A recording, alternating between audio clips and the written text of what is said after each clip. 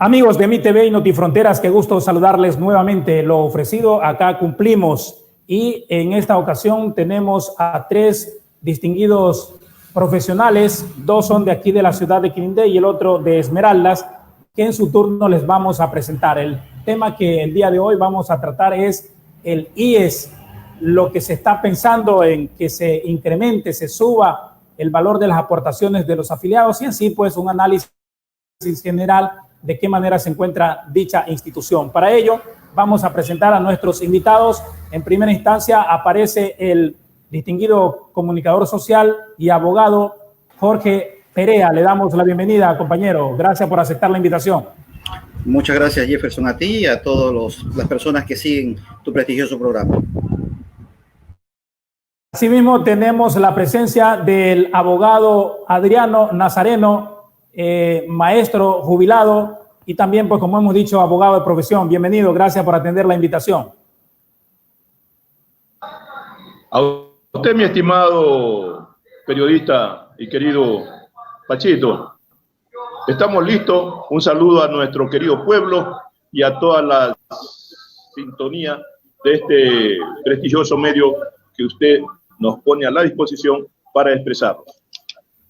Muchas gracias. También, asimismo, al economista Fernando Manchay, un conocido ya de aquí de la casa, él es economista de profesión, quirindeño, y también pues conoce bastante este tema, toda vez de que en algún momento prestó sus servicios por esa institución. Bienvenido, economista. ¿Cómo está, don Jefferson? Buenas tardes. Muchas gracias por la invitación. Un saludo a los todos amigos panelistas y un saludo a toda la colectividad quirindeña que nos está sintonizando. Bueno, les había propuesto el tema de la actualidad del IES. Vamos brevemente a ponernos dentro del contexto. El presidente del Consejo Directivo del Instituto Ecuatoriano de Seguridad Social, IES, Jorge Guatet, ratificó que deberá realizar un descuento mayor de aportes a los afiliados activos a fin de poder financiar los pagos de décimos tanto para jubilados actuales como para los futuros. Esto para no continuar minando, dice, el fondo de pensiones existente, explicó, es una medida de cumplimiento obligatorio dictado por la Corte Constitucional. Indicar que el funcionario compareció ante la Comisión de Derechos de los Trabajadores y la Seguridad Social en la Asamblea Nacional. Por allí vamos a empezar en el mismo orden que los habíamos presentado con el abogado Jorge Perea. Si es que este pronunciamiento del titular del IES es o no viable mediante las normas jurídicas que tenemos en el país. Gracias, estimado Jefferson. Bueno, efectivamente, Jorge Guatet se ha pronunciado como presidente del Consejo del IES con respecto a las medidas que buscan adoptar, toda vez que en estos momentos el fondo de pensiones se encuentra prácticamente sin liquidez, es decir, no existen recursos para poder justamente pagar las pensiones a los jubilados.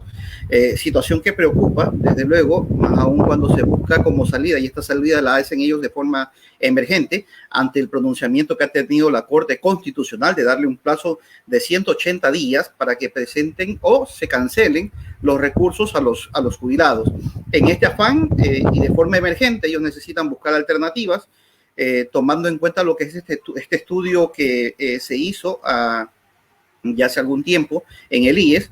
Ellos han viabilizado dos alternativas, pero ha sido claro el señor Guatet de que se irían por una progresiva que sería de ir estableciendo una especie de incremento mensual a la aportación de cada uno de los afiliados activos que existen actualmente en el seguro.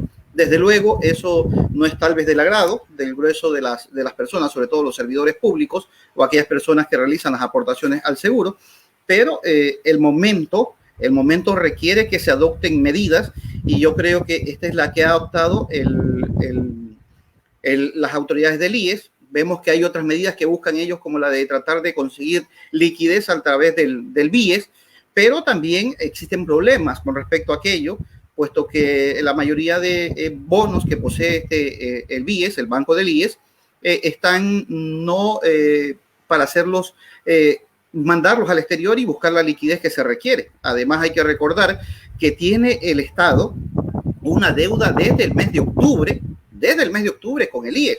Una deuda que, de acuerdo a las declaraciones del propio presidente del directorio, ya están superando los 6 mil millones de dólares. Esto no solamente en fondo de pensiones, sino también en lo que respecta a fondo de salud, ¿no? Y sin duda, abogado Adriano Nazareno, si la Corte Constitucional le ha dado un plazo de 180 días desde el mes de diciembre hasta ahora, al parecer, pues el titular Jorge Waters no tendría ya otra solución, o si la hay desde la órbita de los afiliados. Abogado. Mi estimado periodista y panelistas, realmente la situación que escuchamos con respecto al Banco del IES y nuestra institución querida como es el IES, realmente llegan gentes que no tienen un criterio de qué es lo que significa un afiliado. Un afiliado es el que se sacrifica. Un afiliado o un jubilado es el que entrega todos sus aportes mensualmente. Eso no se lo delimitan nunca. Siempre está al día. Más bien, para pagarle, los jubilados andan mendigando por las calles, pidiendo, luchando para que le paguen sus recursos, para que le paguen y le devuelvan su derecho, que se lo ganó con mucho trabajo con respecto a su institución donde prestó su servicio. Los empresarios nunca dejaron de descontarle el mínimo centavo. Esta es una irresponsabilidad de partes de quienes deben aportar al IES y el IES de sus directivos de cobrarlo. Por ello es que el IES está en quiebra y además de eso está abrazado de la corrupción, de la mentira, del engaño. Y a esas instituciones debe ir gente responsable, gente que quiera realmente cambiar, mejorar al IES y prestar un buen servicio tanto a los jubilados que se jubilan, entregarle sus recursos, y en los hospitales. Realmente esto es vergonzoso, como venimos observando, mirando que el IES es una caja de corrupción, incluso del gobierno.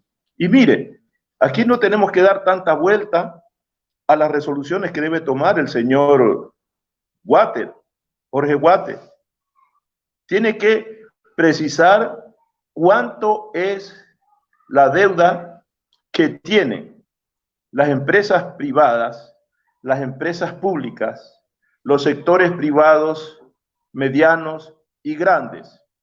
Y le digo que entre estas instituciones, por ejemplo, el sector privado al IES le debe 880.9 millones de dólares. El público debe 33 millones de dólares. Las pequeñas empresas unipersonales deben 377 millones de dólares. Las medianas y grandes con 368.5 millones de dólares. Y además de ello, concuerdo con el camarada panelista de que el Estado debe pagar inmediatamente el 40% que le debe al IES. Estos son los recursos que el IES necesita para dejar de fastidiar y estar buscando mecanismos de cómo descontarles a los afiliados, que deben ser respetados. Y si él se mete a descontarles a los afiliados, va a tener miles y miles de problemas, porque esto es inconstitucional. No puede aplicarse más peso de la crisis que vivimos y de la corrupción que soporta el IES, mi estimado periodista. Esas son las resoluciones. Sí, gracias. No se olvide de los tiempos, ¿no? De los tiempos acordados de la respuesta para seguir dinamizando el diálogo.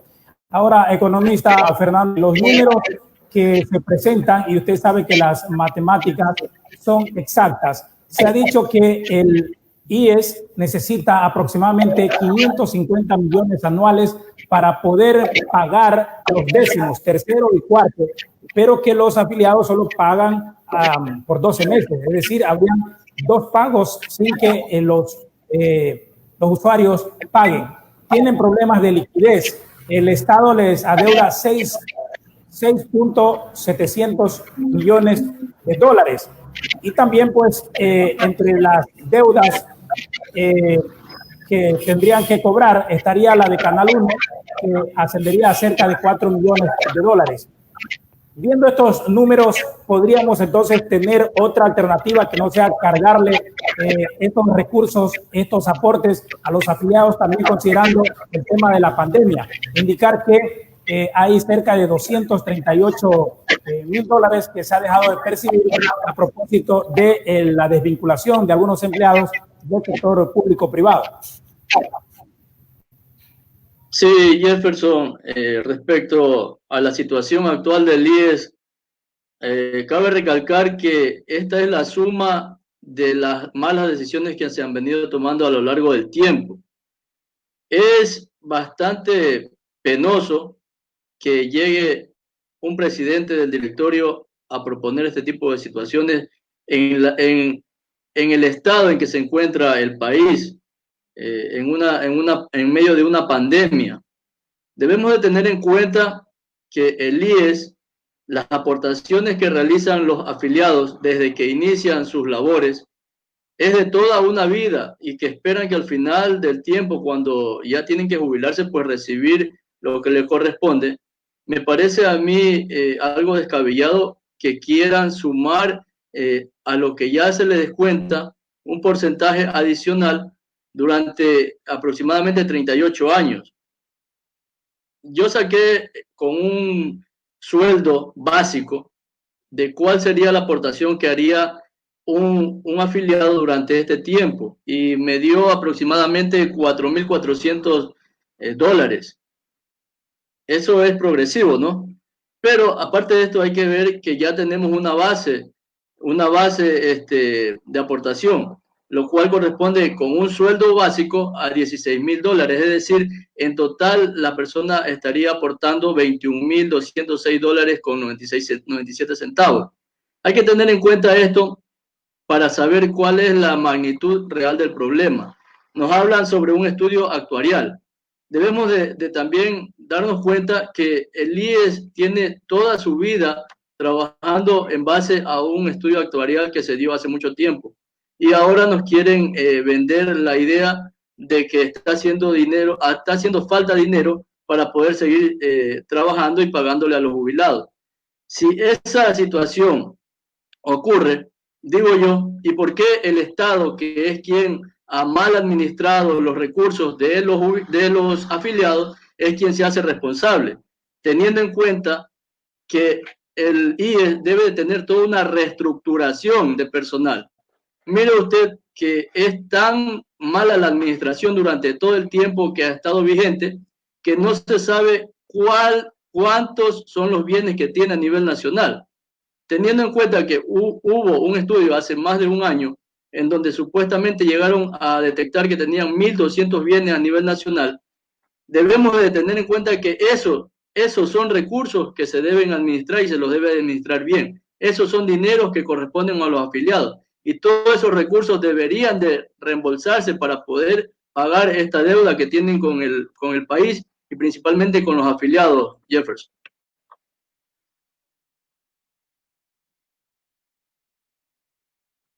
Sí, estaba por acá haciendo una conexión. Abogado Jorge Perea, el tema de el Seguro Social, muchos cuestionan el hecho de que el gobierno nacional lo tome por un lado como un botín político y por otro lado como caja chica, pero que en realidad no representa el servicio como debería de ser para los afiliados. ¿Qué tan cierto puede ser estas dos perspectivas, dos observaciones que se hacen? Bueno, son muy reales y quienes hemos, como servidores públicos, sido afiliados al seguro, sabemos que no da la talla realmente. Yo tengo algunos años de aportación y te digo que personalmente poco hago uso del seguro porque creo que encuentro hasta más bondades en acudir al servicio de salud pública que al mismo seguro acá en la capital provincial de de Esmeraldas. Y efectivamente, mire, y lo decía el economista Fernando, con respecto a que estos son los desaciertos que se han venido adoptando desde hace algún tiempo. Desde el 2015, cuando se aprobó el hecho de que haya el cruce entre los fondos, donde permitían movilizar recursos del fondo de pensiones hacia el fondo de salud o hacia los otros fondos. Esto hizo que muchas personas hicieran y deshacieran con respecto a los recursos del IE, pensando en que no se iba a acabar el dinero. Y no es así, pues esto va consumiendo diariamente. Mira, haber entrado nosotros en este momento a la situación de la pandemia, tú lo indicabas, y dicho hace 2 días por el mismo Jorge Water, son 250,000 personas que han salido, es decir, que ya no son afiliados al seguro. 250,000 personas que estarían representando dejar de ingresar 300 millones de dólares al seguro. ¿Cómo hacer esto? El fondo de pensiones vive del incremento o de las aportaciones de las personas que somos afiliados. Pero si ha decrecido con 250,000 personas que han salido, significa que va a decrecer justamente también el ingreso.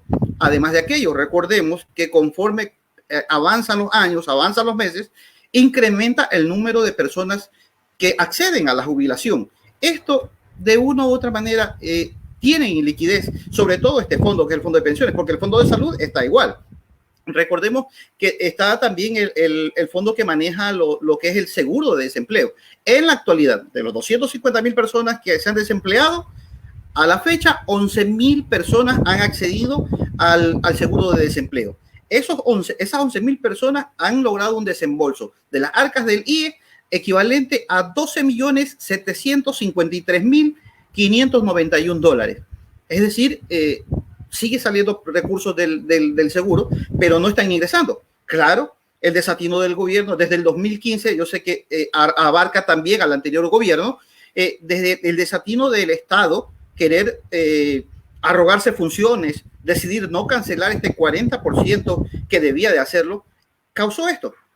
Ahora muchos van a quererse basar, inclusive el señor Watt, mientras esté ahí presente, en la no retroactividad de la ley, pero por favor, o sea, no se puede causar un daño allá y hacerlo desde cuando ellos decidieron no entregar los recursos al IES. Ellos tienen que entregar esos recursos al IES porque es la única forma de tratar de conseguir liquidez. Ojo, liquidez, no sostenibilidad, porque estamos hablando que son algo más de 6.500 millones lo que se adeuda, de los cuales para el fondo de jubilación son unos 1.300 millones, pero esto lo único que le va a permitir es liquidez para poder cancelar, pero no sostenibilidad en el correr del tiempo. Sí, abogado Adriano Nazareno, muchos afiliados están manifestando que para eso se retirarían, pero a estas alturas, después de años, no sería lo más. Por ejemplo, denuncias de empresas de seguridad que no estarían aportando lo de sus trabajadores, porque estos son trabajos de pronto temporáneos que la gente se va y no cumplen con esas aportaciones, igual que cientos de empresas a nivel del país. Su micrófono, abogado. Nadie podrá... Ahí está. Sí, adelante. ¿Sí me escuchan? Sí, adelante. Sí, yo pienso que nadie de los jubilados ha de tener intención de retirarse. A lo mejor la empresa, bueno, ha de quebrar o qué sé yo, pero los aportes de ese obrero, de ese trabajador, existen. Y no creo que de aquí que termine este malestar, la pandemia del COVID-19, nuevamente se reactivarán, ingresará nueva gente a producir, a trabajar, nuevas industrias, nuevas fábricas. Yo tengo entendido que el IES recibe aproximadamente mensual 400 millones de dólares. Y eso es bastante dinero, porque no lo invierten. Hay dinero para sobreprecios en el IES. ¿Y cómo es que a veces no encontramos en muchos casos medicina en los diferentes sectores, en los subcentros, en los hospitales? Incluso faltan equipos en los subcentros de cantones, faltan a veces ecosonografía, faltan imagenologías, ya los equipos de terapia están caducos, de terapia física están caducos, los equipos de odontología están ya caducos. Entonces, ¿dónde están los dineros que ingresan mes a mes? Yo tengo entendido que allí estuvo Ramiro González, estuvo el Cocho Cordero, estuvo anteriormente Carrasco, con el debido respeto como persona, estuvo el otro señor Loja, y mire lo que han ido haciendo, pues. ¿Qué han hecho? ¿Y por qué el obrero, por qué el trabajador que no le alcanza recursos a veces para sus compromisos, para su familia, tiene que pagar la deuda? Entonces ellos, el Estado, que tiene mayoría en decisiones en el Consejo Directivo del IES, ellos son los que tienen que resolver su problema, no el obrero. Estamos claros, mi posición, y creo que es la de la mayoría de los afiliados y jubilados que no se le ha pagado su recurso, es que el señor Guate se ponga a cobrar a los deudores, a las empresas que suman más de 1.600 millones de dólares, y que el Estado pague el 40%, que haga crédito. Pagó la deuda externa, el Estado se olvidó de su deuda interna y pagó. Hasta ahora no recibe créditos. Entonces, si es que han pagado la deuda externa, tienen conexiones con el Fondo Monetario Internacional, que ellos le hagan crédito, pero al IES, al BIES, deben ponerlo funcional. O el señor Guate que busque que se haga a un lado y deje ese espacio, ese directorio, para que otro con capacidad vaya y dirija y oriente de mejor manera, y que el propio gobierno tome decisiones para que el IES no quiebre, porque el IES no es de ahora. Yo ya tengo muchos años aportando, jubilados, casi $200 mensuales, y ahora nuevamente tenemos que seguir aportando por la incapacidad de quienes han estado administrando desde el correísmo hasta ahora. Es una vergüenza, y estos también son unos sinvergüenzas. Gracias, abogado. Ahora, economista Fernando Manchay, este tema de lo que estamos planteando un poco molesta a los usuarios, porque por un lado se está metiendo la mano al bolsillo al aportante, al afiliado, pero por otro lado se está haciendo público cada día focos de corrupción grandes que han llevado el dinero por saco. Entonces, como que no compensa. Se está planteando también posiblemente de que si usted tiene un hijo, tiene que aportar un dinero aparte si que quiere que este sea atendido. Hay otras situaciones en el país que como que no van conjugando, no están sintonizados con lo que realmente la mayoría piensa, economista. Mire, Jefferson y ciudadanía en general, lo que sucede en el IES, ya le digo, es una falta de una administración adecuada. En cuanto a la aportación de los hijos que está proponiendo también el señor Water, yo pienso que el Estado podría subsidiar ese tipo de servicio. Lo que está sucediendo, como dicen ustedes, es también que se lo coge al IES como una caja chica del Estado. Quien gastó el dinero de los jubilados y de los afiliados ha sido el Estado. Y es el Estado el responsable de devolver esos dineros y de hacer las aportaciones tal como corresponde y como por ley la Constitución lo exige. Ahora, ¿qué pasa con los hospitales, con los centros de salud a nivel nacional del IES? Siempre ha sido, alguna vez cuando yo estuve en Esmeralda me dijeron, esa es una papa caliente. Y realmente es así. O sea, las instituciones del IES han sido a lo largo de toda la historia de esta institución, han sido mal administradas y han servido para enriquecer a los que han llegado pues a dirigir estas instituciones. ¿Por qué? Sucede que el presupuesto de los hospitales está dividido en compras nacionales, en compras locales, y en este caso a nivel de maquinarias, equipos, todo se lo hace a nivel nacional. Quienes se han enriquecido, ya sabemos que hay personas que están incluso presas a nivel nacional por haber tomado y haber hecho convenios con instituciones y haber derivado incluso servicios a clínicas que son de propiedad de las mismas personas que trabajaban en el Seguro Social. ¿Qué es lo que sucede?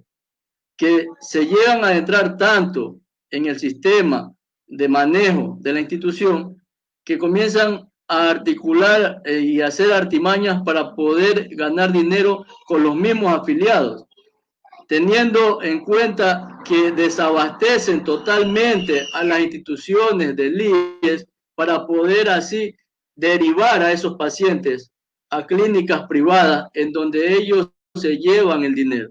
Eso lo sabe todo el país. Eso es lo que ha sucedido en el país.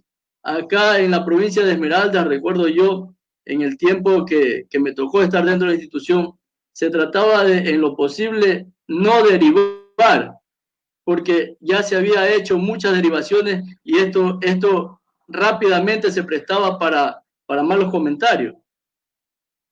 ¿Qué es lo que está sucediendo actualmente? Está totalmente desabastecida la institución como centros de salud y hospitales. Y ese es el motivo por el cual están también queriendo privatizar el IES. Pero yo hago el análisis en cuanto a si se privatiza el servicio de salud, va a costar más, le va a costar más al afiliado. Entonces, hay que tener en cuenta eso, porque muchas personas dicen, bueno, a la final, si lo privatizan me van a dar un mejor servicio, pero les va a costar más.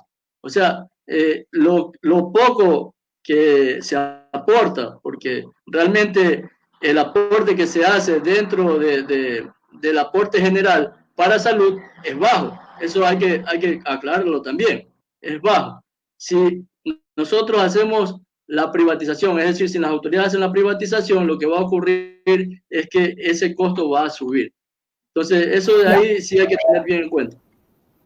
Sí, perfecto. Jorge Perea, si estamos hablando de que se está pensando en incrementar el aporte de los jubilados, como que en contraposición estaría de por medio la ley humanitaria, donde se baja automáticamente el ingreso del sueldo de los servidores públicos. Y un poquito, si vamos pensando un poco ya mismo en ir analizando lo que acontece en este caso en Esmeraldas y también en Quindé. Empecemos por allí, por el tema de esta aparente contradicción.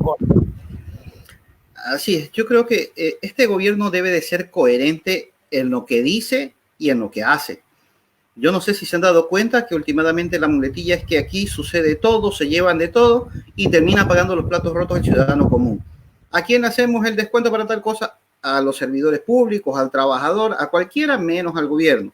No recuperan nada de lo robado, no buscan ni siquiera cambiar las leyes para recuperar lo que muchos se han sustraído y se les ha confirmado que se lo han sustraído en este país.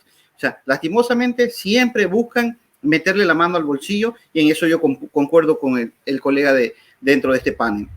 Ahora bien, la situación de los actos de corrupción, yo creo que tenía que faltar para que realmente se dieran cuenta de las cosas que se estaban dando.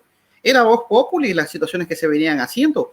No solamente, o sea, tuvo que haber el escándalo de las fundas para los cadáveres, de las mascarillas, de los respiradores, para que realmente pudiera salir a la luz pública toda la podredumbre que se estaba dando al interior del sistema de salud, tanto en la parte pública como en la parte de seguridad social. Miren, Esmeraldas, y yo me recuerdo, inclusive los medios hicieron eco y muchas personas en redes sociales hicieron eco de contrataciones que se habían hecho en cantidades significativas. ¿Para qué cosa? Para alfombras con el nombre del logotipo de la institución. O sea, ¿eso en qué ayudaba realmente a la atención que requería el usuario, el afiliado, el jubilado en el seguro? En nada. Lastimosamente, ustedes llegan a quienes han visitado el seguro en Esmeraldas, inclusive recursos que se podían haber utilizado de mejor manera para adecuar, se utilizaron a manera de construir una especie de furgón en los patios del IE para atender, o sea, yo no sé, con una visión pueblerina mismo podríamos decirlo. O sea, es más, gastar recursos. ¿Cuántas cosas más estarán aún escondidas ahí que no se han salido a la luz pública? Porque tal vez en este momento toda la mirada está puesta sobre el tema del coronavirus o del COVID-19. Entonces, está mal justamente lo que se está haciendo durante, y hay que decirlo, en este gobierno, donde las lumbreras que están al frente de las instituciones, como pasa con el señor Jorge Waters, encuentran la salida a todo problema en la mano del trabajador, en el bolsillo del trabajador, en el bolsillo del jubilado. O sea, es ilógico, y como ustedes lo han sabido, pues toda la vida se buscó en este y otros gobiernos utilizar el seguro como una caja chica. Hay que hacer cambios, y cambios radicales, porque las medidas que busca tomar el señor Waters y este gobierno son medidas parche. Vamos mucho más allá, pues. Establezcamos cambios dentro de la ley de seguridad social. Establezcamos situaciones que mejoren este modelo que yo creo que ya está caduco con respecto a cómo se viene manejando, donde se impida, se imposibilite que se puedan tocar los recursos de un fondo o cruzarse los fondos para que gente no haga mal uso de aquello. Cada vez que tú actualmente, o en los últimos años, tú cada vez que escuchas las palabras emergencia en un público, es un lleve. Lastimosamente, eso es lo que se está dando en estos momentos acá. Sabemos que hay denuncias de hechos que se han venido manejando también, no solamente en el seguro de acá de Esmeralda. Sabemos inclusive, hoy acá colegas periodistas en Esmeralda hacían pública la denuncia de funcionarios que son los que dan el primer grito con respecto a hechos de corrupción, que están siendo separados de sus puestos de trabajo. Lo dice el compañero. Hay gente que inclusive te dice que la ambulancia, usted es asegurado y necesita que le hagan una tomografía. ¿Sabe que no hay la ambulancia para que lo lleve? No, en estos momentos la ambulancia tiene que estar porque va a estar para un traslado. Y usted tiene que verse obligado a contratar una ambulancia por ahí que ya tienen definida cuál es, y son formas como se manejan y cómo se han venido trabajando acá también en Esmeralda. Situaciones que desde luego ya la Contraloría, ya también otros organismos de control deben de poner el punto sobre la herida, sobre la llaga, para realmente sacarla, pues que está ahí. Hay mucha gente que está metida en las instituciones con una sola finalidad, la de poder cargarse con todo. Abogado Adriano Nazareno, un poco para ir ya enfocándonos cada uno en el territorio, ¿usted como afiliado se siente satisfecho con la lucha que alcanzaron, haber logrado un centro de atención en Quinindé? Si está a la altura de las demandas, especialmente ahora para el COVID-19. Sí, mi estimado periodista. Realmente, en el seguro, la última información que tengo es que un infectado por COVID estuvo en el hospital público. Luego, como era afiliado, lo mandaron al IES. Pero en el IES le dijeron que no lo podían atender porque estaba infectado con COVID. Entonces, con este ejemplo, le quiero demostrar cómo está la realidad acá en el IES. Escucho también que a una chica que financiera la han despedido. Estamos por analizar ese punto más adelante, mi estimado Pachito. Con respecto al IES, acá nosotros hemos hecho una acción, nos hemos movilizado y nos quedamos en que iba a venir una comisión de Quito para hacer un saneamiento, una revisión, un inventario de qué hay, qué no hay, para efecto de poderle exigir o poder suplir todas esas necesidades que existían en este hospital del día en Quinindé. Eso nos faltó. A la semana llega el COVID y todos los directivos se quedaron entrampados. Nos dijeron que esperemos que pase esta pandemia, pero ya lleva esta pandemia casi más de 4 meses y no hemos podido repuntar en esta gestión. Pero que anda mal, mi estimado, anda mal. Lo que vemos acá es simple esfuerzo de quienes allí trabajan. Falta hacer una inspección mucho más efectiva con los mismos técnicos nacionales para ver en qué es lo que hace falta y poder exigirle a los directivos nacionales y que este hospital del día se convierta incluso, no solamente del día, sino las 24 horas. Estamos trabajando para ello y esa es la meta para que el IES a nivel nacional cumpla con estas decisiones. Mire, mi estimado, como seguimos hablando de las aportaciones, el gobierno consiguió recursos nacionales para darles a las empresas, para darles a los emprendedores, para que no voten a los trabajadores. Y lo primero que hacen es botarlos a la calle. Entonces, si trae dinero para darle a las empresas, para darle recursos para que se recupere su producción y no se afecten, y votan a los trabajadores, entonces, ¿dónde están los recursos? ¿Qué es lo que está pasando? Y yo concuerdo con los panelistas que tiene el gobierno doble discurso. Nadie le cree. Eso es una tomadura de pelo y solamente quieren sacarle plata al afiliado. Y en eso no estamos de acuerdo. Debemos exigir que el gobierno y el IES cumpla para lo cual se creó y destinar los recursos que realmente los tienen. Gracias. Fernando Manchay, el exalcalde de Guayaquil, Jaime Nebot, al desistir de su candidatura a la presidencia de la República, ha dicho que va a apuntalar, va a promover una consulta popular. Y si revisamos los ejes de que él estaría proponiendo, la mayoría de ellos está enrumbada en cambiar un poco la política de esa institución. No sé si usted ha logrado revisar y si qué podemos aportar allí. ¿Qué más podríamos hacer? ¿Debe modificarse en realidad la ley mediante la Asamblea Nacional? ¿Debe ser una decisión exclusiva del directorio del IES? Porque recordemos que Jorge Waters no sería tan improvisado en el servicio público. Él fue presidente o gerente nacional de Ban Ecuador y también trabajó o estuvo al frente de la Corporación Financiera Nacional.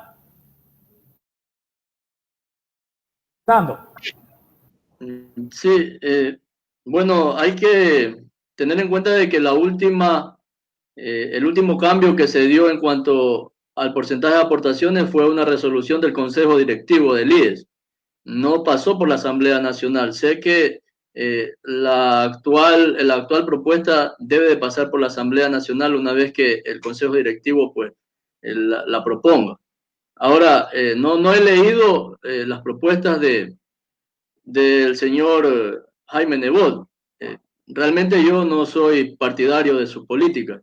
Entonces, en ese aspecto sí pienso que primero tendría que leerla, pero recordemos que él fue uno de las personas que estuvo promoviendo el sí, que nos tiene ahora en esta situación tan lamentable en todo el país. De ahí no podría aportar más porque desconozco realmente cuál es la propuesta y la visión de Jaime Nebot en cuanto a su propuesta de consulta popular, Jefferson. Ya, yo les abono allí. Tengo aquí algunos apuntes que podríamos compartir. Dice, por ejemplo, que las aportaciones de los afiliados al IES no sean usadas como caja chica del gobierno de turno, que se mejoren las prestaciones sociales, que el dinero de los aportantes se invierta en la economía nacional y que no se disponga de este en bonos o préstamos para el Estado, que los afiliados reciban cada mes cuentas detalladas sobre el destino de sus aportes. Eso en cuanto, sí, al servicio social. Y ahí los otros son otros temas.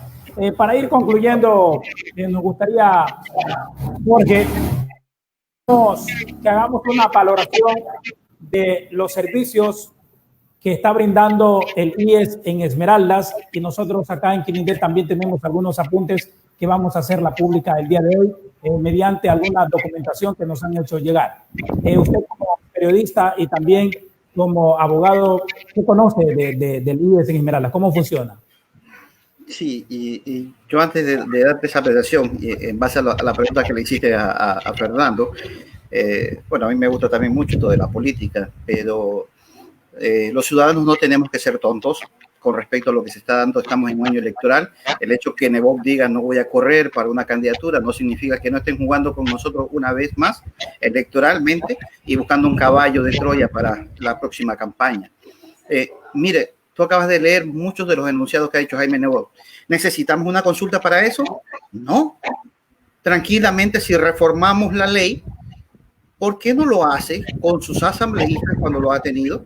Yo lo veo que se jacta de tener esa mayoría política de alcaldes, de prefectos. Pues generemos esa presión en la asamblea con sus asambleístas, busque los votos necesarios y reformen pues la ley. que tranquilamente lo puede hacer. Por eso sí me parecen estas a veces cosas que en momentos de política como que no hay que creerles mucho a estas personas. Todo el mundo busca una bandera, una tarima con la cual prenderse y salir adelante, ¿no? La realidad del seguro en Esmeraldas yo creo que es la misma que en el resto del país. Creo que ustedes han sido eco también de las situaciones como nuestros jubilados, que han sido los que han tomado la bandera de lucha acá, pidiendo que se reabra el Hospital Delfina Torres de Esmeraldas en la parte centro-norte, pidiendo que por favor se construya el hospital del IES, porque lo que tenemos, yo no sé si se le pueda llamar hospital, no tiene capacidad. Muchas veces, y te lo digo yo como una persona que muchas veces yo puedo depender del seguro, pero yo prefiero irme a un tipo C de salud. Llegas al llegar al hospital del IES, acá es sentarte a esperar, hacer grandes colas para que te atiendan. Realmente la atención no es lo mejor. Muchas veces he sido mejor atendido en el hospital público que en el hospital del seguro. Lastimosamente en estos momentos, que tal vez esa sea la parte de lo que también señalaba el abogado, con respecto a la metodología, se cambió la estructura de cómo operan los tipos de salud, ¿no? Acá en Esmeraldas también lo que son los casos de COVID no se atienden en el seguro. Afiliados o no afiliados, los casos de COVID van directamente hacia el Hospital Delfina Torres de Concha, donde justamente se ha habilitado el pabellón para atender a estas personas. Pero en realidad la atención no es de lo mejor, y eso hay que decirlo. Yo creo que si tantos recursos tenemos, hablamos con respecto a bienes muebles, a bienes inmuebles, si tenemos eso, si tenemos bonos que podemos hacer, por favor, invirtamos en salud. Nosotros estamos pagando, yo creo que a mí me descuentan para el seguro cerca de $200 cada mes, pero yo no veo esos recursos, yo no me hago atender el seguro, pero uno sí espera que al menos lo que uno aporta se vea reivindicado en los compañeros jubilados, en las personas, cuando tú haces atender a tu hijo también, porque no tenemos que perder, y lo digo aprovechando este espacio, a todas las personas todos los cibernautas que nos siguen a través de este programa, por favor, señores afiliados, no afiliados, al final del día, nosotros también seremos jubilados y tenemos que mirar y pensar desde esa perspectiva. Lo que hoy están luchando los jubilados es lo que también nosotros lucharemos mañana. Apoyemos en la actualidad a que este IES brinde las garantías y la atención del caso a todos los usuarios y sobre todo a nuestros jubilados, porque el día de mañana nosotros estaremos en ese lado de la vereda y esperemos que los días sean mejores. Perfecto. Para ir ya concluyendo, me parece que el turno es para el abogado Adriano. Me perdí un poco. Bueno, quisiéramos ya irle dejando con la reflexión final de todo lo que hayamos conversado esta noche. Si algún tema se nos ha escapado, por favor, en los siguientes 2 minutos, porque estamos concluyendo, abogado Adriano.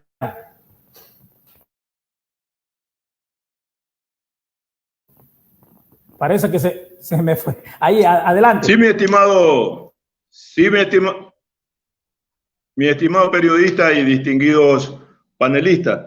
Yo creo que el IES tiene los suficientes recursos para emprender y resolver los problemas de todos los hospitales nacionales, cantonales, que es lo que hace falta y lo que hemos venido exigiendo. Nunca ha habido atención efectiva que le han salvado realmente al afiliado. Siempre ha venido sufriendo, siempre ha venido pasando dificultades. Acuérdese que siempre ha habido la queja nacional.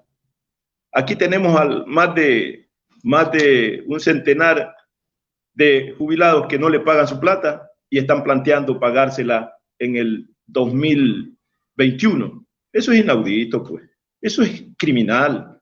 Eso no podemos seguirlo soportando.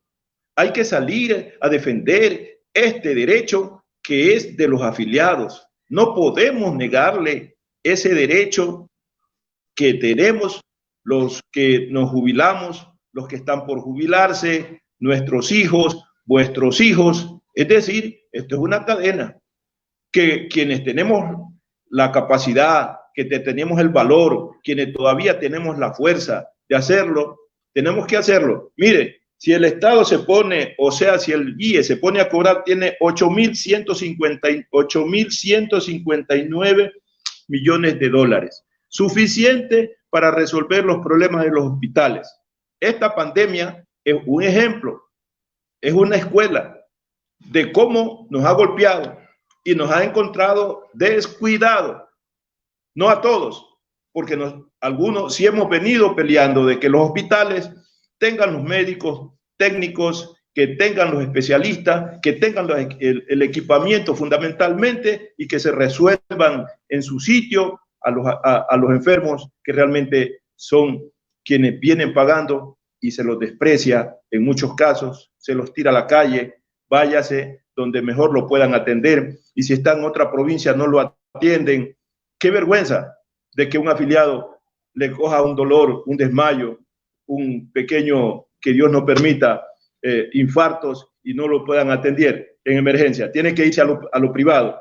Verá, esta situación es escalofriante. Lo que plantea el señor Guate debe poner sus barbas en remojo, y el Estado también debe llamarle la atención para que aprenda a respetar a los miles sobre miles de afiliados que somos. Si todos nos ponemos en unidad y hacemos respetar nuestros derechos, este gobierno tendrá que hacerlo retroceder o ponerlo a un lado y que ponga una persona capaz de poder resolver los problemas que tiene el IES, que tienen los afiliados.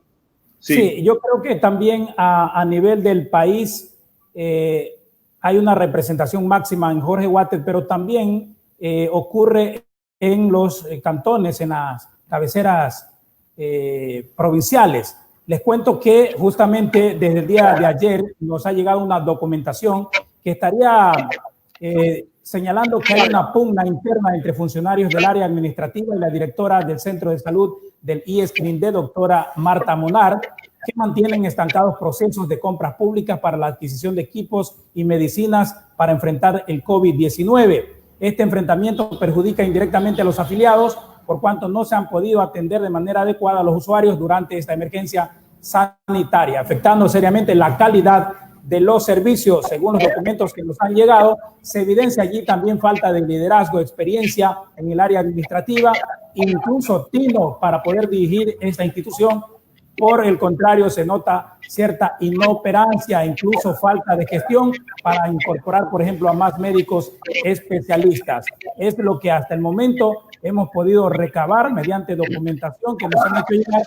Incluso ya tiene conocimiento el director provincial del IES y que se va a realizar una prolija investigación, como está señalado el abogado Adriano.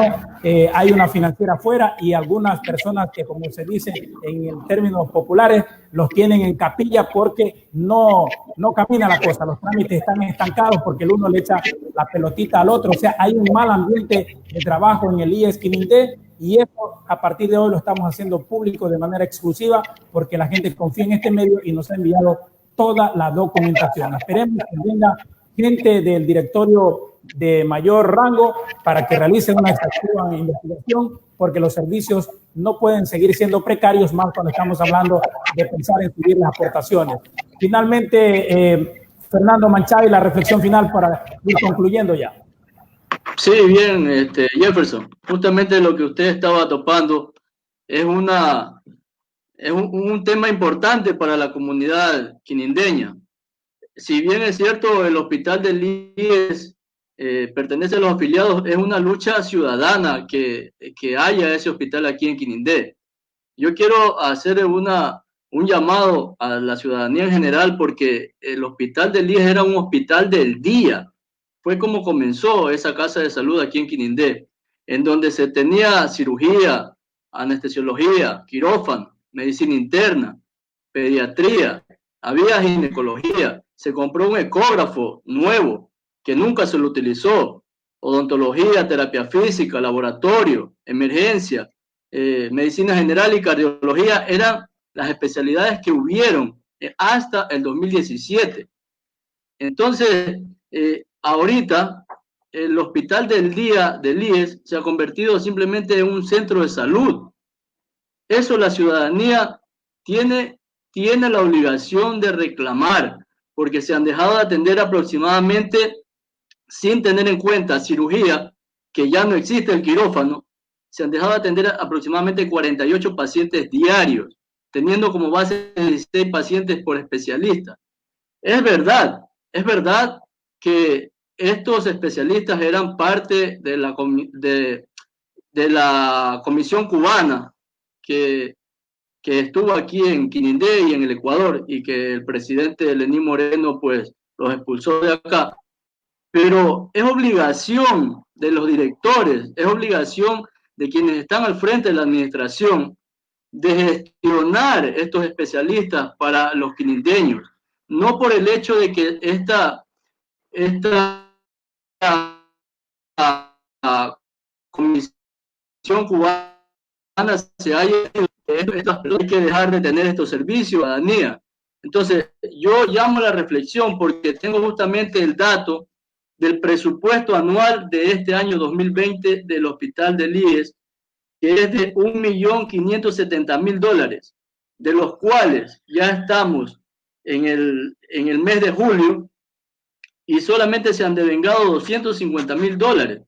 Esa es una falta de gestión total, es decir, no hay ejecución presupuestaria.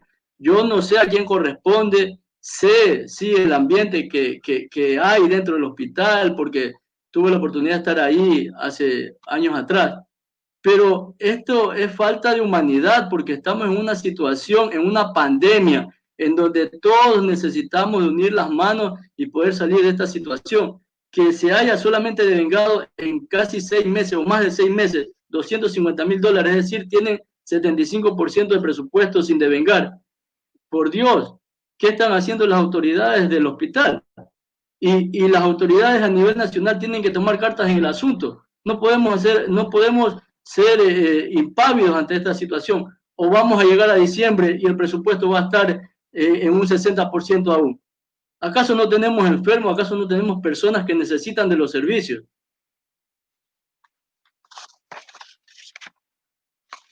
Muchas gracias. Bueno, también asimismo el turno para Jorge Perea, decir que a compañero Jorge lo conocimos en Diario La Hora hace algunos años, muy buen profesional, nos congratula mucho Jorge de que estés ahora en el tema de la jurisprudencia y bueno, seguimos mucho tu trabajo. Gracias y de verdad que nos ha aportado mucho en la conclusión final, Jorge.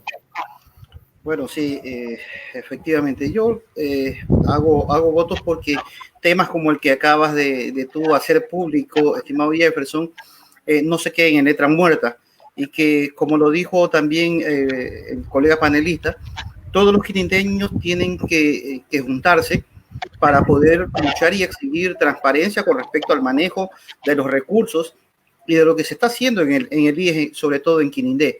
Es ilógico que efectivamente, estando nosotros al 7º año, la ejecución presupuestaria de esa casa de salud sea aquella. Corremos el riesgo, y ese es algo de temer, que justamente llegar a fin de año, no contar con ejecución presupuestaria suficiente y que el Estado se les lleve a ustedes los recursos que bien lo necesitan en Quinindé, que bien lo necesitan en cuanto a mejorar la situación de salud en esa casa. Todos debemos ser veedores en cada una de las instituciones, en el IES especialmente, lo que se está dando. Gente indolente se aprovecha de una emergencia sanitaria, se aprovecha de gente que está muriendo para coger y aprovechar y llenarse los bolsillos. Creo que todos tenemos que hacer ahínco para evitar que este monstruo con sus grandes tentáculos, como es la corrupción, siga creciendo a costilla de nosotros, porque cada uno de esos recursos que se maneja ahí son recursos que salen del pueblo ecuatoriano, de cada uno de los trabajadores y empleados que de una u otra manera, y también los voluntarios, buscan dar para mejorar la situación de salud. Personalmente quiero yo agradecer de Jefferson por efectivamente algunos años en el periodismo. Abandoné después justamente Diario La Hora para estar durante 10 años en Ecuavisa, y ahora he estado en esta parte de la parte judicial, en la parte legal, y seguimos creciendo. Para mí es un gusto ver cómo Quinindé también se va desarrollando y cómo sus profesionales, hoy que estoy junto a estos dos panelistas, evidencian el gran profesionalismo que existe en el cantón palmicultor como es Quinindé.